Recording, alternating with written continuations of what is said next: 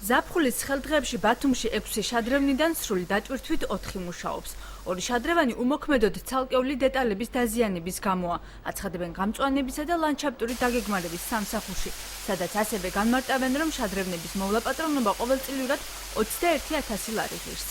ერთი შადრევანიდან 4 ფუნქციონირებს, ერთი შადრევანი, რომელიც მდებარეობს გორგილაძის ქუჩაზე მუზეუმის მიმდებარე ტერიტორიაზე, რეკონსტრუქცია არის საგეგმილი და აღნიშნულ სამუშაოებს შეასრულებს ქალაქ ბათუმის მერია, რაც შეეხება საქალაქო სასამართლოს წინ არსებულ შადრევანს, აღნიშნულ შადრევანზე მწყობრიდან იყო გამოსული დროის ამთვლელის დეტალი, რომელიც გუშინ მივიღეთ, მოწოდება მოხდა და დღეს ბოლომდე დასრულდება მისი რემონტი და ხვალ სავარაუდოდ ჩაითვლება. დღეისათვის ბათუმში სანდასუფთავების სამსახურის სპეციალური 10 ტონიანი წყალმზიდის მეშვეობით ქალაქის 8 ქუჩას დღეში ორჯერ დილით და საღამოს 7 საათს ერწყავს, ხოლო შავშეთისა და შაფათავას ქუჩები, როგორც სამსახურის წარმომადგენელი ირაკლი პაპუნაიშვილი განმარტავს, 2 საათიანი ინტერვალით დღეში რამდენჯერმე ირწყვება, რისთვისაც უწყება ყოველწლიურად 100 ტონამდე წყალს ხარჯავს. ტურისტულ სეზონზე ამ მიმართულებით ქალაქის მერიას წელს 57,000 ლარი აქვს გათვალისწინებული.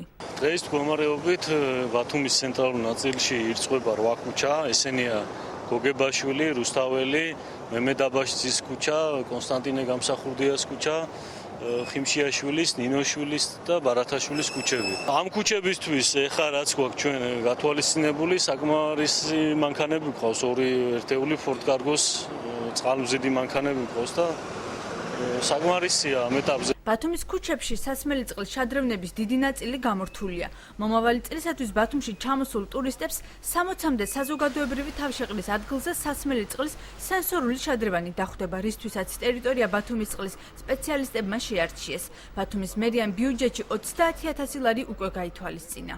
აღნიშნულ საკითხზე ქალაქ ბათუმის მერიამ აწარმოა მოკვლევის სამუშაოები, სადაც ჩვენთან ერთად გაიარეს კონსულტაციები გარკვეულ ადგილებში წყლის მიყვანაზე, სასმელი წყლის სენსორული შადრევნების მოწყობაზე. ბათუმის წყალმა გაუწია რეკომენდაციები შერჩეულ ადგილებზე წყლის მომარაგების საშუალებებთან დაკავშირებით. რა ტიპის იქნება ახალი სენსორული სასმელი წყლის შადრევნები ამ ეტაპზე უცნობია, რადგან ქალაქის მერიას შესაბამისი პროექტი ჯერჯერობით არ აქვს.